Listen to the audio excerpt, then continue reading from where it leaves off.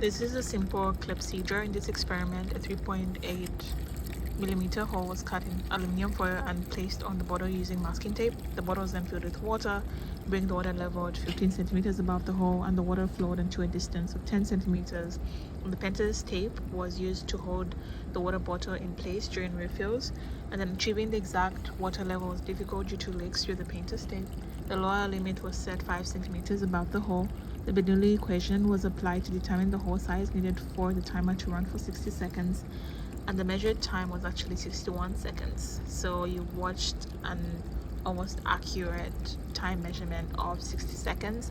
And so we noticed that determining the size of the hole was kind of like the hardest part. So we used like the conservation of mass equations as well as Bernoulli equations, and this helped us to determine like the exact time that the water would flow for. Thank you so much for watching my video, and if you have any fluid mechanics or engineering questions, please feel free to comment.